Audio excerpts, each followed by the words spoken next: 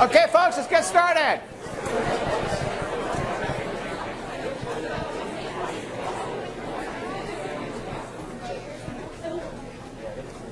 Hope you all had a good break. I had a good break. It was nice. Everybody's ready to dive back into biochemistry? I've got two things for you. One, I put an email message out about it, but I will say it again, and that is I've set up once a week for anybody who wants to come and ask questions. I will be available on, of course, I'm available in my office anytime, so if you want to come one-on-one, that's always fine. But if you want to come in a more organized setting, on Wednesday afternoons at 4 o'clock, I will be available in ALS 2011, and I will try to videotape that. I'm not sure if I'll be able to today or not, because I've got to be somewhere at 5 o'clock, and getting the video equipment there and out is a challenge. But if you want to come, these are just, come talk, questions. Doesn't even have to be anything about the specific subject that we're working on. So I envision these as being kind of fun. But you're also welcome to come with questions about the class as well if you want to do that. So that's fine. And those will be, they're scheduled on the schedule. Today is one of those sessions at 4 o'clock. Second, I am looking for anybody who likes to sing and would not be afraid of making a fool of themselves, which I'm not. And you don't have to be a good singer. I'm looking for students who would like to sing some metabolic melodies with me for a YouTube video. And we have 4 or 5 of those out there already. And I've decided I'd like to do another set. So I need student volunteers, and that's what I did last time, was I got a bunch of people from this class to come and sing with me. And you don't have to be a singer. All you have to do is just come, want to have fun, and we'll videotape that. If you're interested in that, please let me know. I will let you know about the time and place and so forth, and I'll bug you before then again, to try to get as many volunteers as I can. I'd like to get about 10 or 12 people if we can. That's kind of fun to do. So, okay. Well, as I said, I'm running behind, but don't sweat it. We don't rush through things just for the sake of rushing through them, even though I might talk fast. So we'll try not to do that, try not to run over anybody. Last time when I finished, I was at the point of talking about oxidative phosphorylation. And so oxidative phosphorylation is the most common type of phosphorylation that occurs in cells. Okay? Oxidative phosphorylation, I said there were 3 ways that we make, that cells make ATP. Okay? And I'll remind you of what they are. So last term I told you about this. Number 1 is substrate level phosphorylation. An example of that was PEP going to pyruvate. That is, we have a high energy intermediate that is donating a phosphate to ADP to make ATP. So substrate phosphorylation is one of 3 ways, and it involves a high energy intermediate that donates a phosphate to ADP to make ATP. The second type of phosphorylation is oxidative phosphorylation, and as I said, that's the most common type that we have in cells. It makes the vast majority of your own ATP, and today we're going to see the mechanism by which that works. The third type of phosphorylation occurs in plants, and that's known as photophosphorylation. And of course, it uses energy from the sun to ultimately make ATP. And though we don't talk about photosynthesis in here, what you've seen about the pumping of protons by mitochondria, the same sort of thing happens in the chloroplast, except for instead of pumping them out of the chloroplast, they pump them into the chloroplast. Okay? But you create a gradient. Same sort of things that I'm going to describe today happen in chloroplasts as well. Okay. Well, schematically, what you see on the screen is a representation of, it was originally called the chemiosmotic hypothesis. And it was proposed in the early 1960s by a man named Peter Mitchell, who at the time he proposed it, everybody laughed at him. He said that the mitochondrion acts like a little circuit. And at that time, the prevailing attitude was that ATP can't be made by a circuit-like thing. This is too crazy for a cell to have. ATP has to be made by a high-energy intermediate, like substrate-level phosphorylation. Well, people looked and they looked and they looked and they looked, and they couldn't find high-energy intermediates that fit the bill, at least in high enough concentrations in the mitochondrion. So the high-energy intermediate sort of fell to the side, and people started looking at what Peter Mitchell proposed, and it turned out to be very much what we've been describing already. That is, the movement of electrons through complexes in the membrane create a proton gradient. That's the electron transport part of what we've been talking about so far. In oxidative phosphorylation, that proton gradient is used to make ATP, and as I said, that's what we're going to talk about today. Now, there are several things that this model requires. Okay? It requires an ability to pump protons. Well, you've seen that already. At the time he proposed it, that wasn't even known. It requires that we have an intact membrane. The intermitochondrial membrane has to be impermeable to protons. And it turns out it is.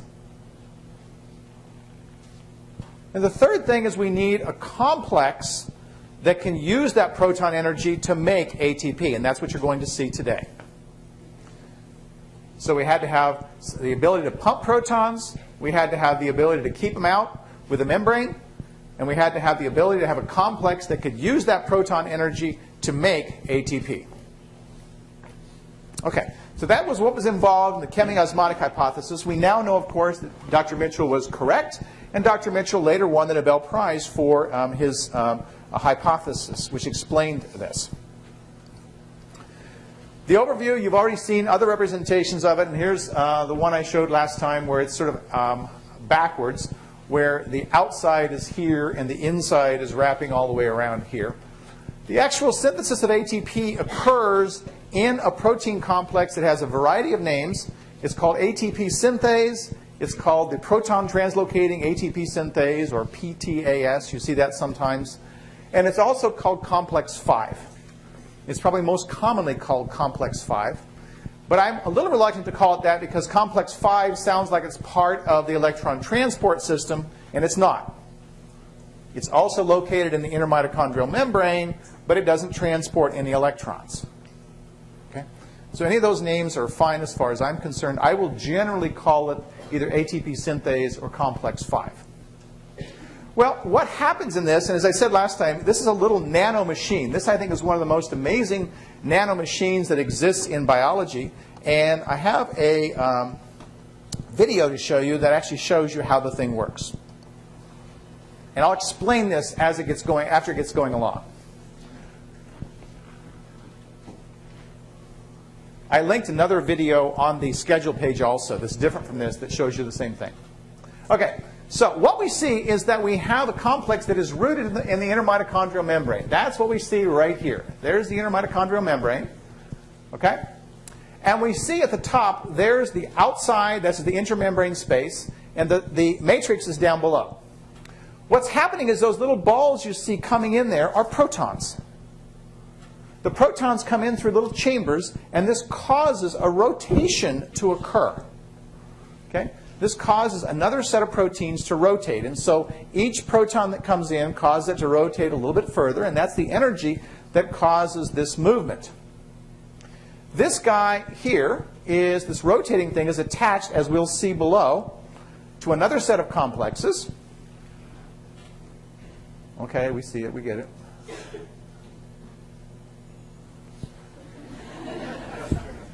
Okay, the most exciting stuff is actually occurring down here. Now, the ATP is made in these complexes down below. They're called alpha-beta complexes, and I'll show you them in a minute. What you see is that ADP comes in, a phosphate comes in, and this rotating complex above actually causes, there's 3 sets of these, 3 sets of alpha-beta dimers.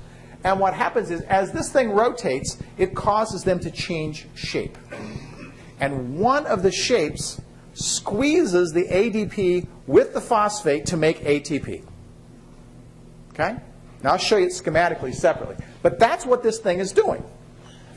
So the rotation of this upper circle is causing the bottom to change configuration. It is changing through 3 different shapes, as I'll show you. They're called L, T, and O. And remarkably, that is how the vast majority of ATP on the face of the Earth is made. All cells have an ATP synthase. Okay? I don't know of any exceptions to that rule. All right. There's the reaction, ADP plus phosphate making ATP. And there's the video. Now, here's the complex. So that complex, I said we had 3 sets of complexes below. We had alpha beta, alpha beta, alpha beta. So we have a set of 3 sets of alpha betas. Okay? Everybody with me? Now, what happens is this middle protein here called gamma is the thing that's linked to that rotating wheel above. So as this guy rotates, you see how this end is pointing down here? When it rotates to the next position, it's going to be pointing over here. And then it's going to rotate and point over here. Everybody with me? Okay? So when it's pointing in this direction, we have this guy, the thing it's pointing at, in the T shape. I'm sorry, T shape. T state. Okay? So 3 states, L, T, and O. This guy is rotating clockwise. I'm sorry, counterclockwise. I'm saying it the wrong way. It's rotating counterclockwise on this scheme. So the next place it's going to rotate to is up here. As we look at it, we see that the T is the one that it's currently in. The O, which I'll explain in a second, is the one that it was previously in. And the L is the one it's going to rotate into next. Now, when it does that rotation, L is going to become T, T is going to become O, and O is going to become L, because now this will be the next one, and this will have been the previous one. So one complete rotation of this gamma produces 3 ATPs. One complete rotation of the gamma produces 3 ATPs. One here, one here, one here. So this movement from L to T to O is repeated over and over and over. And during a complete rotation, this guy will be T, then it'll be O, and then it'll be L. And it'll be T again, O, L. Now, what are T, O, and L? Okay, so the T configuration, as I said, you can think of this as being the tight configuration. It's where the squeezing occurs to make that ATP. Okay? What's the T going to become next? O, right? O stands for open. And in the open configuration, that ATP that was created now goes away. Okay? That's not correct. Okay? That is not correct. This ATP is released from that as O. L is where we bind ADP and phosphate. So the functions of each are as follows. O is to release the ATP. T is to make the ATP. And L is to bind the ADP and the phosphate.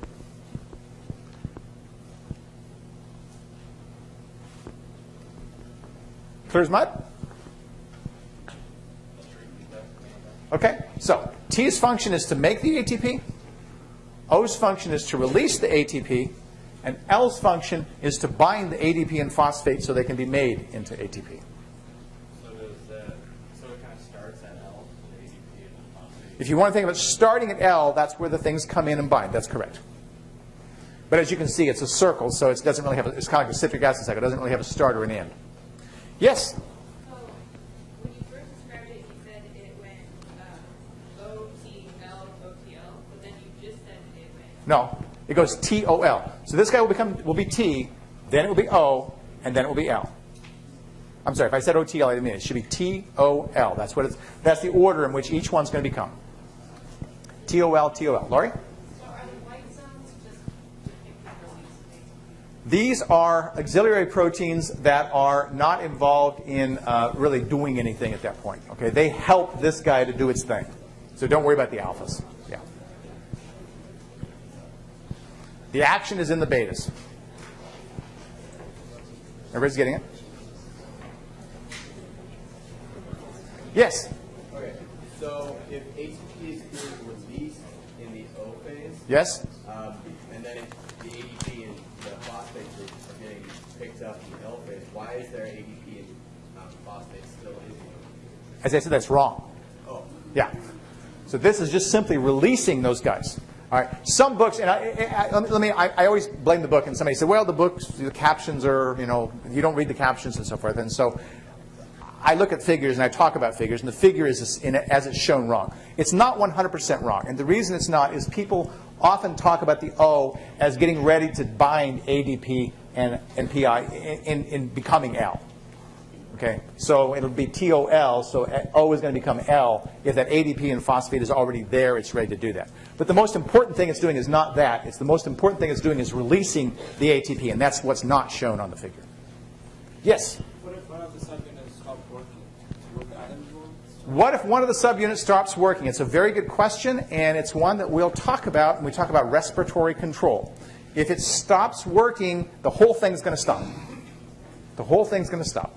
So if you jam this guy up, it's going to stop. And there's some very good reasons why that happens, and it happens routinely. Yes, ma'am?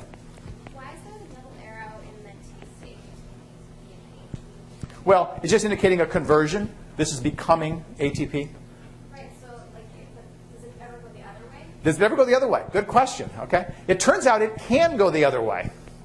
You can actually run the thing backwards. All right. It's not something that you would normally do, but it is possible to run it backwards. So that's why it shows us as an equilibrium. Okay. It's not common. Yes. The alphas are there simply for support. They're simply helping to hold the complex together. Yes. If this state is tight and squeezing the ADP and the phosphate together, how would it go back? How would it go backwards? The question is, how would this thing go backwards if it's making ATP? Well, any reaction can go backwards, right? It's just simply like an enzymatic reaction. So if this guy goes backwards, it turns out the turbine turns the other way. But we said that this state is like squeezing. Yeah. So if it's relaxing, right? It's pulling it apart instead of pushing it together. It's possible. It's entirely possible.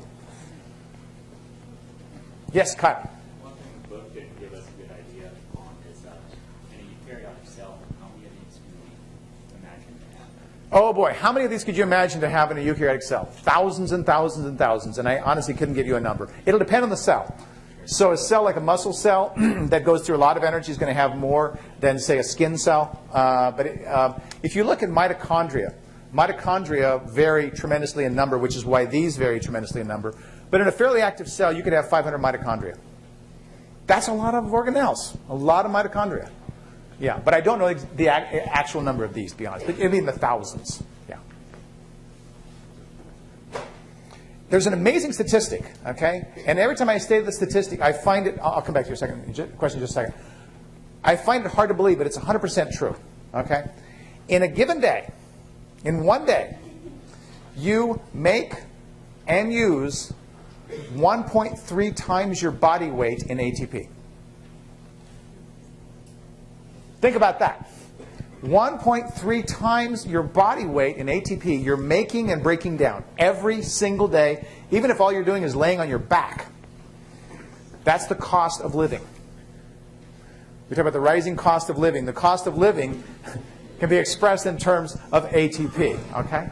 Now that says, obviously, why you're eating, what that energy is going towards. But 1.3 times your weight. I just find that remarkable. Question over here earlier. So is the rate of conversion from ADP to ATP dependent on, I guess, the voltage across the memory? Is the rate of conversion dependent upon the voltage? So in essence, the answer is yes. It depends partly on the voltage, partly on the concentration. But there's a third variable, and that third variable turns out to be the most important one. And I'll tell you about that one in a second. Okay? Other questions? Good questions. Yeah? I don't know if you've already answered this, but where does the ADP come from? The ADP comes from the matrix of the mitochondria. Okay? And ADP turns out to be the third variable. I'll give you a hint. All right? When cells run out of ADP, this guy stops. This is getting back to the jamming up part. When cells run out of ADP, this thing stops. When you are watching the tube, sitting around doing nothing, your ADP levels are low because the way you get ADP is by exercise.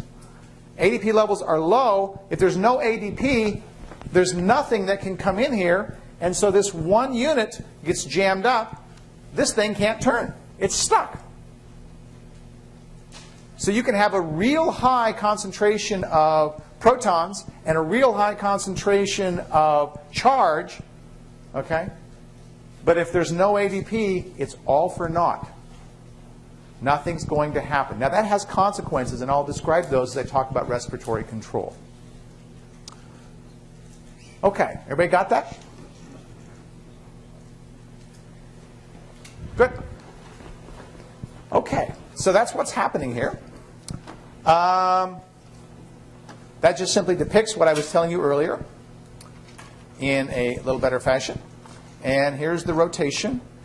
This is actually an experiment that was done that proved that the rotation actually occurs. And what they did was they attached to a microscopic slide, if you can imagine doing this, they attached the synthase, and they basically blew protons through it. And when they did that, they found that this filament that they attached to it, just chemically attached to it, went zzz. Okay, and you can actually see that there's a YouTube video of that actual experiment that's out there showing you the spinning of this thing. So it's because of that experiment, people know for sure that this spinning actually occurs. Okay, let's see. There's the chamber. And the book goes through a lot of things talking about the different subunits, A and B and blah, blah, blah. And for our purposes, the only subunits I'm concerned about are the beta subunits where the LT and O's are occurring, and the gamma, which is the thing that links to the rotating wheel. So as long as you know what those two function as, I don't care about the others. Okay, and a lot of different ways of depicting the same thing that you saw in that video. And here's one here. Okay, well, I'm getting ready to talk about metabolic control, but before I do that, I need to tell you about a couple of considerations with mitochondria. So metabolic control is really the putting of all of this information together to explain what happens in our bodies and understanding that. Now, before I talk about that, as I said, I need to let you know about a couple of considerations. One consideration is, as I mentioned last time, one consideration is NADH cannot cross the mitochondrial membrane by itself. That is the inner membrane. It cannot cross the inner membrane as it is. There's no shuttle for it. I mean, I shouldn't say no shuttle. There's no protein for it. Now, NADH, of course, is produced not only in the mitochondrion, it's produced in the mitochondrion by the citric acid cycle, but it's also produced in glycolysis, and that occurs in the cytoplasm. So if we're going to be efficient, we want to make enough, we want to be able to take those NADHs that are made in the cytoplasm and get them in the mitochondria, right? Well, it turns out there's a couple of systems that are out there to do this. There's a simple one and a more complicated one, and I'm going to keep the more complicated one simple itself. Let's look at the simple one first. The simple one is something we find in insect muscle, okay? And it involves a shuttle. Okay? It involves a shuttle. And the shuttle involves the transfer of NADH's electrons onto dihydroxyacetone phosphate, that's DHAP from glycolysis, to make a molecule called glycerol 3-phosphate. Notice that's not glyceraldehyde, but rather glycerol 3-phosphate. So we've reduced this guy by adding protons and electrons. NADH has just donated its electrons. So now we've got this molecule right here, which in turn donates those protons and electrons to this complex that makes FAD. Makes FADH. So what have we done? We've taken protons from NADH and we've made FADH2. Okay? We've actually lost some energy. And the reason we've lost energy is, if you remember, FADH2 comes in through complex 2. We missed the pumping of protons in complex 1. So we're not going to get as much ATP out if we do this. The advantage of this system is very, very fast. This works in insect muscle. If you think about a fly that has to fly away when it sees that hand coming to smash it, okay, it works very well for that purpose. But the fly loses energy as a result of this. FADH2, of course, donates its electrons to coenzyme Q, and then we go into the electron transport system. Now, this is a simple system. And it just simply involves transfer to DHAP, formation of glycerol 3-phosphate, and then the formation of FADH2 and the movement through the electron transport system. In our cells, we have a more complicated shuttle. Okay? And it's not as fast. And the more complicated shuttle looks complicated, but it's really not. And I don't like this figure either, by the way. It starts right here with oxaloacetate. Oxaloacetate is converted to malate by getting protons and electrons from NADH. I would like it a lot better if that thing pointed the arrow from NADH down, but it doesn't. It doesn't matter which direction you draw. But the important thing is oxaloacetate is getting the protons and electrons and becoming malate. This is the reverse of the reaction we saw in the citric acid cycle. Malate has a protein that will transfer it into the mitochondrial matrix. And it does that in exchange for alpha-ketoglutarate coming out. All right? Malate in, alpha-ketoglutarate out. Now I'm going to step you through it, then I'm going to tell you what I think is the bottom line of it. So don't be too sweating the details. When malate gets into the matrix, the same enzyme, or the same type of enzyme, converts malate back to oxaloacetate, and we recreate NADH. No energy loss. We've moved NADH in. It didn't take any energy to move this guy in. We created the same thing we started with. There's no energy loss in this system. So our system is slower, but it's more efficient. So you've just seen the most important part of it. The most important part, oxaloacetate to malate. Malate now has those electrons and protons. It comes in, and malate goes back to oxaloacetate, and we've now got NADH in, and we're left with NAD plus out. Okay? Everything else is balancing the equation.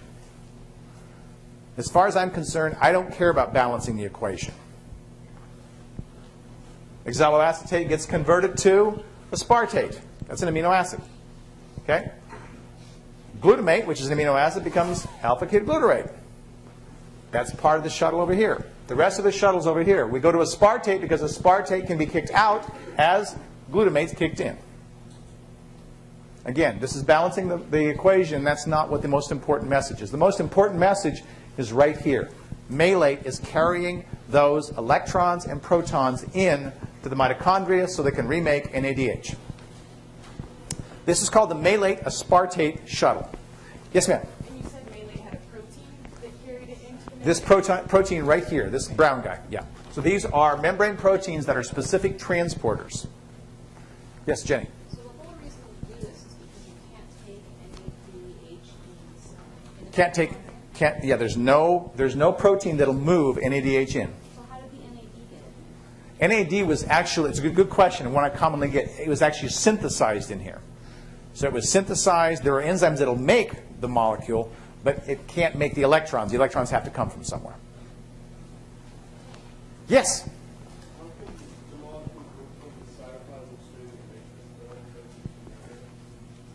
Actually, this is intermembrane space right here. But the intermembrane space, remember I said the outer membrane is pretty permeable to stuff? So things that are in the cytoplasm can make it into that intermembrane space really easily. But it's a good question.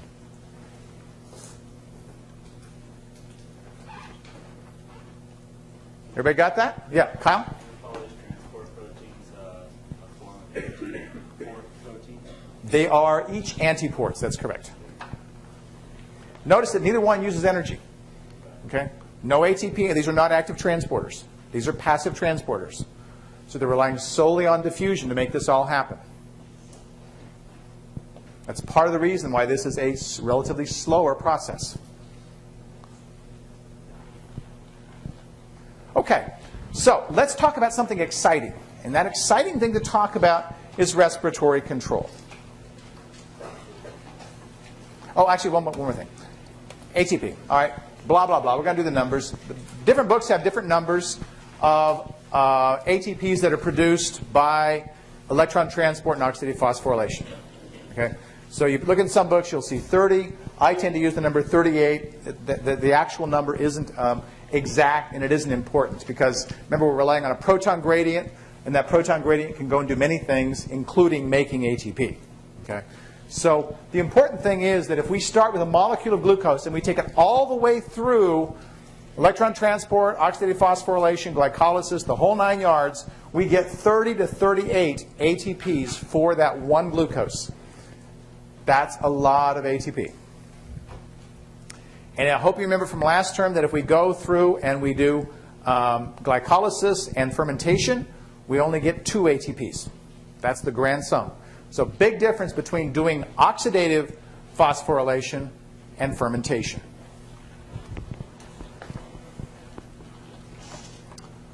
Okay. Respiratory control. Now, respiratory control, unfortunately, your book doesn't have any good figures about this, but so I'm going to tell you, I'm going to set some scenarios up for you. You now have all the pieces necessary to understand why your body does what it does. Okay? Let's think about this. Let's think about I am sitting around, and I think I always set the scenario up. I set it up last term, and I'll set it up again. Watching the tube, right? And we're eating pizza and drinking beer, not doing much.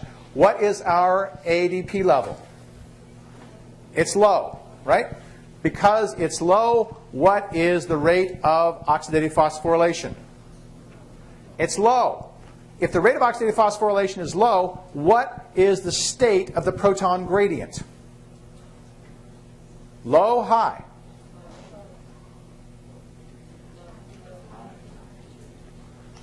Okay? Electron transport transports protons out. Nothing's letting them back in. Right? The only thing that lets them back in is complex 5, oxidative phosphorylation. So what happens when we're sitting around is our proton gradient outside of the mitochondrial membrane is high. And the higher it gets, the harder it is to push more protons out, right? Because the concentration gets higher and the charge gets higher. It becomes more difficult to do. That's a very important point. When we're not running oxidative phosphorylation and that concentration gradient gets high, it becomes more difficult for the complexes to pump more protons out. Eventually, they can't pump any more out. You will stop at that point making the proton gradient any larger. If the electron transport system stops like that, what happens to the concentration of NADH? It goes up, because the only way that we make NAD is by electron transport. So if we stop electron transport, we stop NADH being burned, right? So NADH concentration goes up. What happens to the citric acid cycle? It stops, because we need NAD, right? So now we've got a high concentration of NADH, okay? We're not running the citric acid cycle. Our cells are running pyruvate into us from the outside because glycolysis is still going on. Remember, NADH can't make it out, so there's plenty of NAD out there in the cytoplasm. Glycolysis is still going. It's still pushing that pyruvate into the mitochondrion. The pyruvate dehydrogenase can still, to some extent, be making acetyl-CoA. Acetyl-CoA concentration goes up because citric acid cycle is not running. And acetyl-CoA makes fatty acids. Sitting around, watching the tube, drinking beer, makes fatty acids, makes fat. Absolutely. Okay? Everybody got that? You can step through that? You can make sense of it?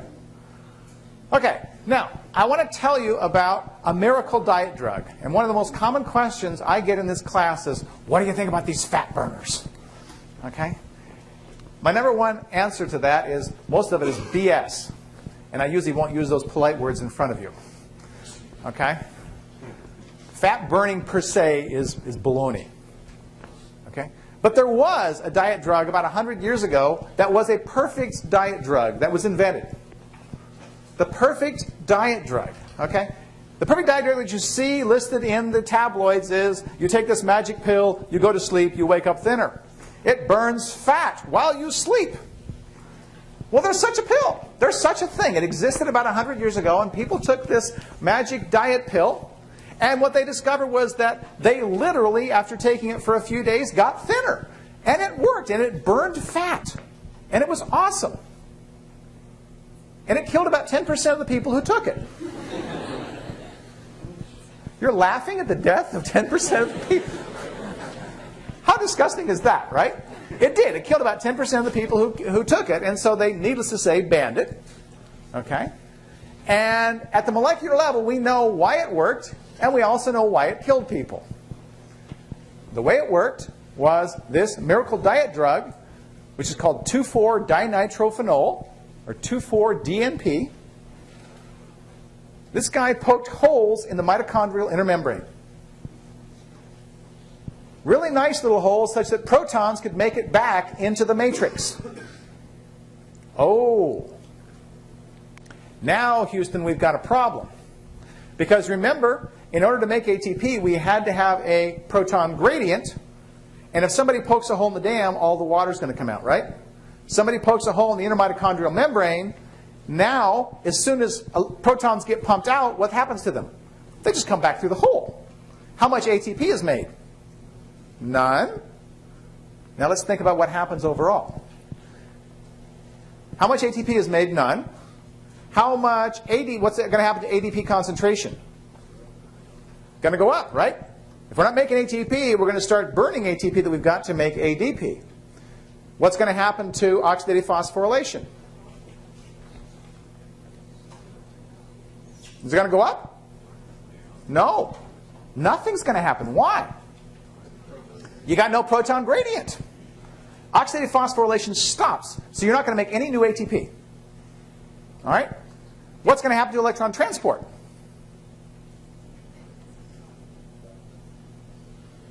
It's going to go like crazy.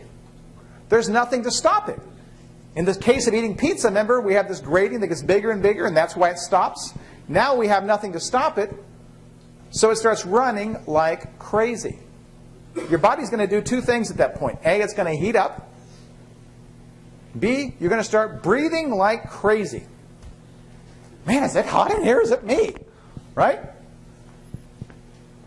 Well, if you're asleep, you may not notice that. Maybe you'll wake up in the middle of the night going, huh, this pill's really working. I'm feeling warm and, right? Okay? Now, so, electron transport is going to go like crazy. What's going to happen to concentration of NAD? It's going to go up, because when electron transport goes up, NAD goes up, right? When NAD goes up, what happens to the citric acid cycle? It goes like crazy. You start to see how you're going to be burning fat? Citric acid cycle is where you're burning acetyl-CoA. You get acetyl-CoA from two sources, fatty acids that we'll talk about later, and glucose, as well as amino acids. The fat-burning pill really works. Now, the most common question I'll ask it before you ask me, and that is, what if you took just a little bit of this stuff? Just a little bit of this stuff. This is the magic pill. You know, if you kill 10% of the people, so if you just take a little bit, you know, then maybe we'd only kill 1% of the people. And I sure hope it's not me. Okay? The answer is you wouldn't want to do it any more than you want to take a little bit of arsenic. Okay? Not a good idea. But that was what was sold before people knew what was happening, before they realized, in fact, that had such a drastic effect. Now, so what has happened is we've destroyed the proton gradient. We have broken, okay, respiratory control. Respiratory control, if you want to memorize one thing, respiratory control absolutely requires an intact mitochondrial membrane. When you destroy the mitochondrial inner membrane, you destroy respiratory control.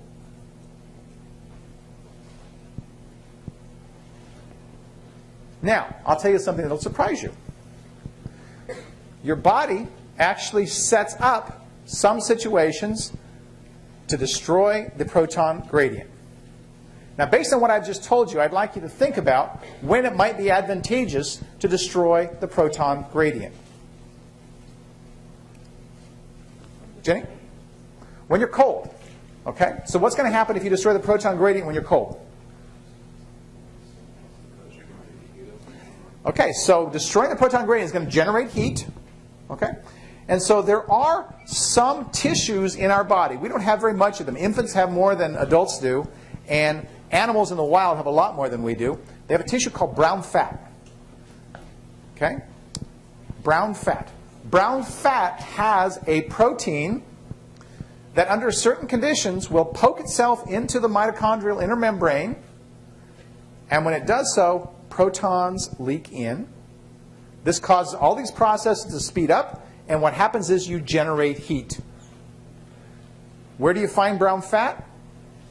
Mostly you find it surrounding the spinal cord. Because keeping the nerve system warm and functioning is pretty important. You don't want to have to do this when you're getting fish, right? Okay? Not a good idea. If the nerve system slows down, you're in trouble. So you want to keep that going, and that brown fat is used to keep the nervous system warm.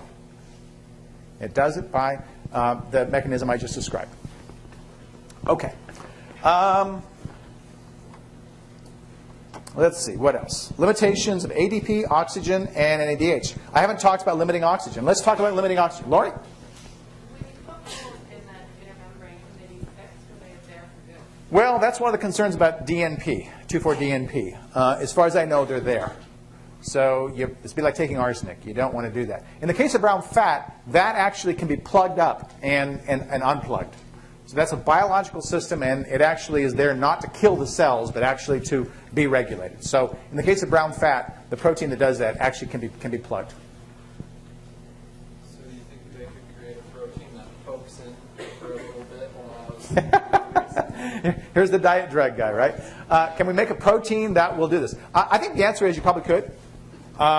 Would I want to be the person they tested it on? Probably not. So, you know, I could say, wow, you're feeling warm today. Well, I've got a fever, but, you know, I'm dropping weight, right? You know. But, yeah, I imagine probably there are people thinking about that sort of thing. There's probably better ways of dropping weight than that. That's kind of a sledgehammer way of doing it, I think. And so there are other approaches to burning calories. Appetite suppressant being a good one. This damn thing. Okay. So I didn't talk about oxygen. So let's think about it. So I said if you're doing all this, right, if you poke the holes, if you lose respiratory control, you start breathing heavily because you've got to keep electron transport going, right? What if all this were going on and you had no oxygen? What would happen? What's that? You're going to die. I'll give you that one. Okay. Well, let's say, first of all, we've lost respiratory control and we lose oxygen, just as a thought process. Knowing we're going to die, describe what happens as you're dying. Yes, sir.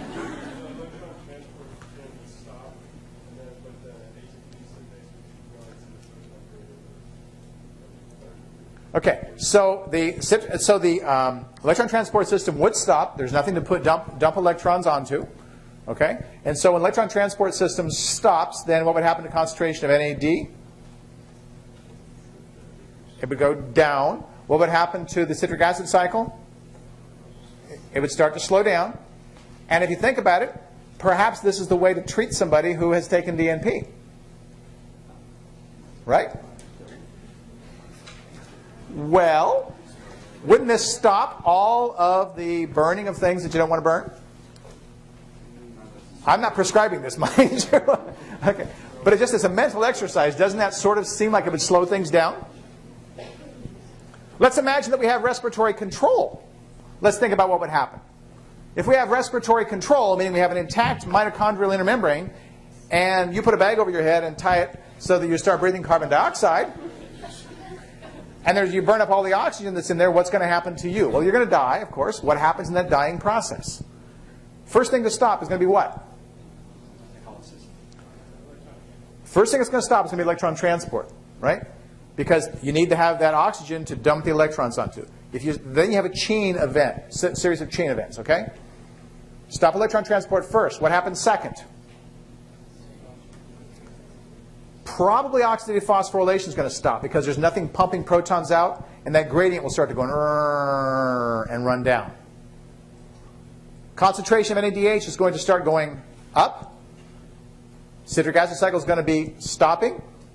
And of course, you're not making ATP, so that ultimately will be what kills you. You can't make ATP, and you have no way of getting that. Okay?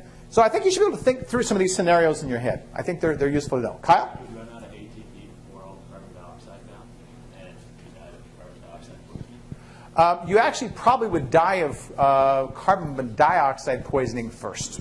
Yeah. And carbon dioxide is not a good thing to die of. It's a very unpleasant gas. Yes, sir? If people that die from suffocation, do you see like an increase in lactic acid? I would predict that you probably would.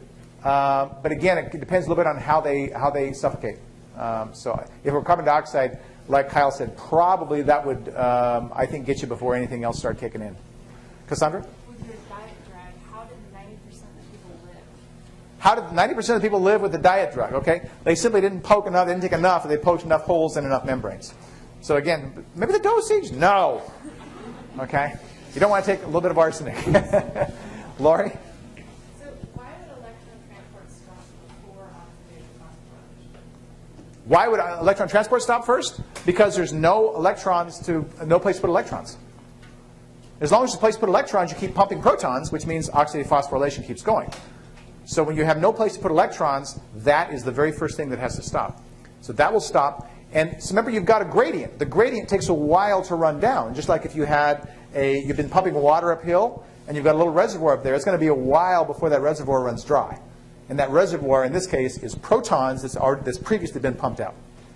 So electron transport will definitely stop first in that case. Okay? Okay, clear as mud. That is respiratory control in a nutshell. Okay? So I'm behind, so I am going to plow forward, but I think that's pretty good stuff. Okay, now a question comes up about, well, what material is going to be on the next exam? So I have decided what's going to be on the first exam, which is a week from today, by the way. What will be on that first exam will be everything through Friday. And yes, I will schedule a review session. I haven't done it yet. It will probably be Monday night, but I'm not sure of that yet. Okay? So probably a Monday evening review session, but the material that will be covered on the first exam will be everything through Friday. We'll stop with wherever I stop on Friday. Okay. Our next topic, the synthesis of membrane lipids. Okay? The synthesis of membrane lipids. Now, these turn out to look pretty hairy and pretty complicated, but they're in fact fairly simple. Okay?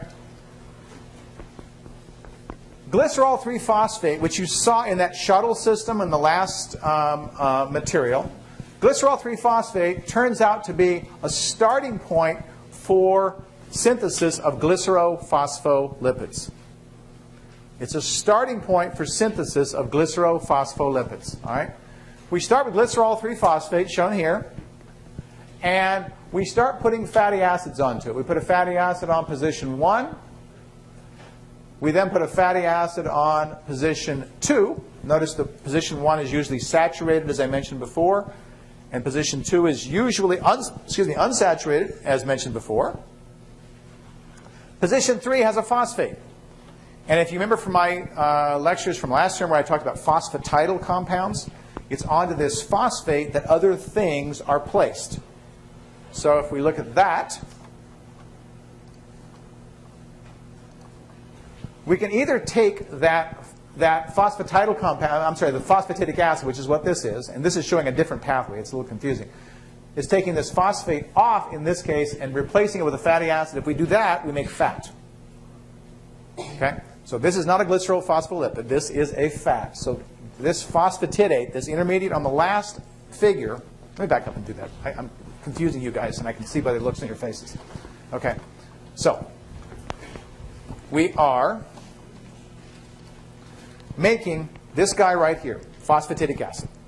We make it by starting with glycerol 3-phosphate and adding 2 fatty acids to it. Now what I should have said is this guy is a branch between 2 different things. 1, we can make phosphatidyl compounds. 2, we can make fat. So what the next figure I'm going to show you is making fat. Then I'll show you how we make the phosphatidyl compounds. Okay? So this guy is a a branch point in the synthesis of either glycerophospholipids or fats.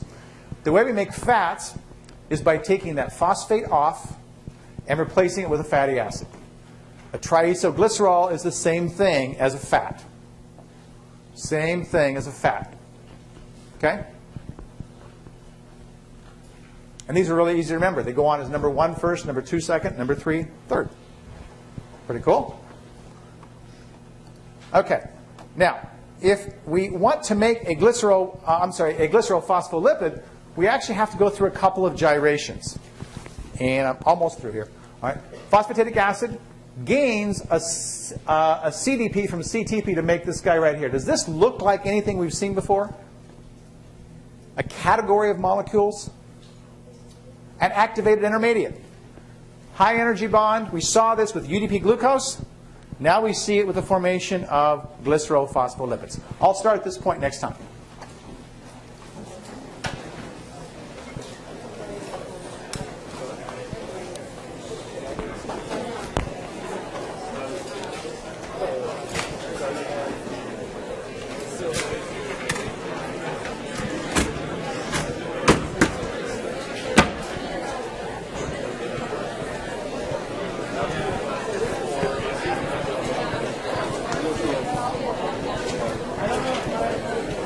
Excuse me?